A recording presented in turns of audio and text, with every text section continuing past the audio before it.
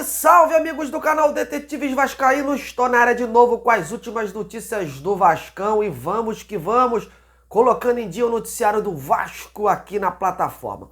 Não esqueça do like do amigo, que é muito importante, né, para sinalizar para o YouTube o nosso canal, compartilhe os vídeos e, claro, convide mais inscritos para cá. Precisamos chegar logo à marca dos 10 mil, para que a gente possa aí alçar voos maiores em breve aí no YouTube.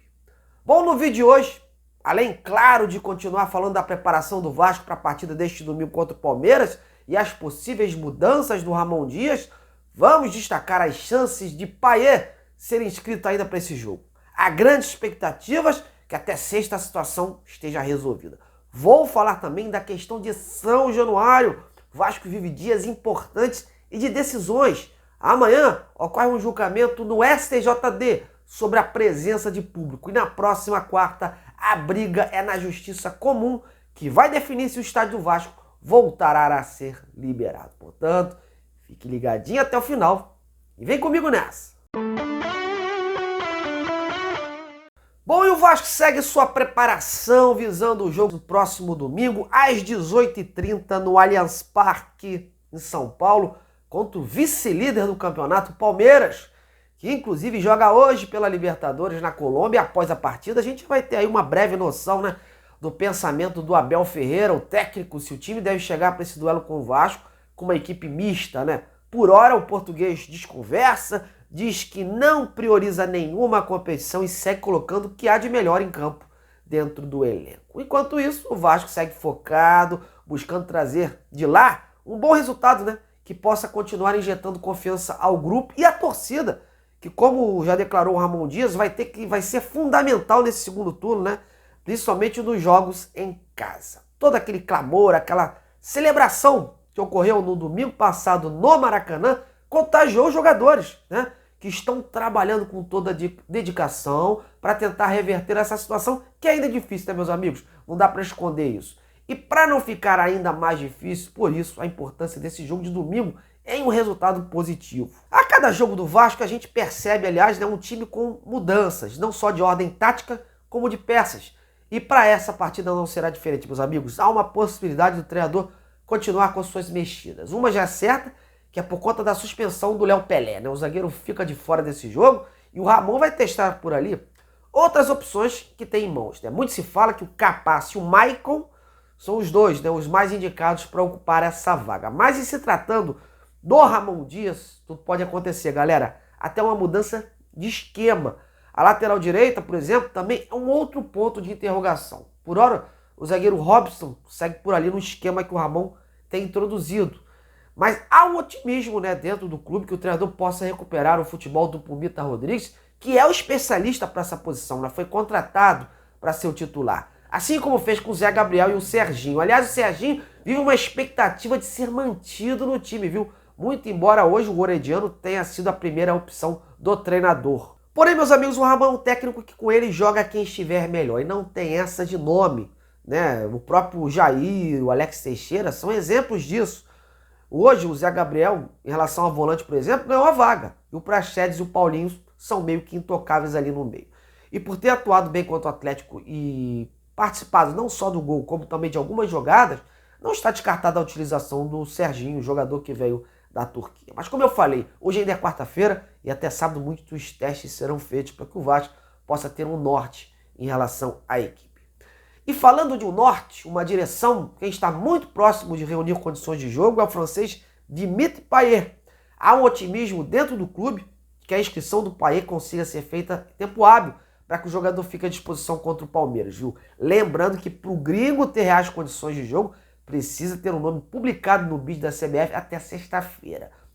Por Payet ser europeu, né, o negócio é mais embaixo, né? A burocracia fica ainda maior. Há uma necessidade desse processo do Payet passar por Brasília, para que com os documentos em mãos possa dar a entrada também no pedido de visto do trabalho. E saindo desse visto, o Vasco reúne toda a documentação e envia o contrato entre o jogador e o clube para a CBF. E, consequentemente, é feito o registro também da transferência na FIFA. Resta saber se mesmo com condições legais de jogo, né, se o meia francês será relacionado pelo Ramon Dias. O fato de ser registrado, meus amigos, não garante a sua estreia. O jogador está parado desde maio e deve ser colocado aos poucos, como eu expliquei ontem. Ele vem, inclusive, treinando forte, com disposição, está buscando o jogo. E o Ramon Dias e a sua comissão têm acompanhado esse trabalho para avaliar melhor as condições físicas, a fim de colocar o atleta ou não para o próximo jogo. Há otimismo, amigos. Portanto, as chances existem, claro. Vamos aguardar até sexta-feira e ver o que rola disso aí. Bom, e antes da gente terminar esse boletim informativo, vamos destacar a situação de São Januário, que é super importante, né? O Vasco vive 2 semanas decisivas pelo futuro do estádio.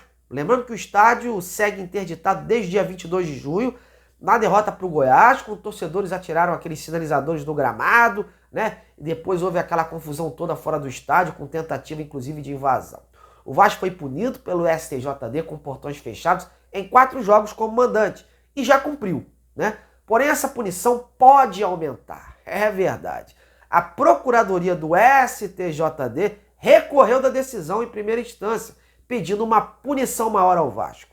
E esse julgamento, que vai ocorrer amanhã, dia 24, e vamos ter então um novo veredito ou a manutenção da primeira pena. Mantida a pena, o público estaria liberado. Porém, meus amigos, né? Mais uma batalha na justiça. Acontece na próxima semana, mais precisamente na quarta-feira, dia 30. Dessa vez na Justiça Comum, meus amigos, que proibiu o Vasco até então de receber qualquer evento no estádio, até que fique comprovada, é o que eles falam, né? Até que fique comprovada a presença de condições necessárias por meio de laudos técnicos dos órgãos estatais e do perito do juízo.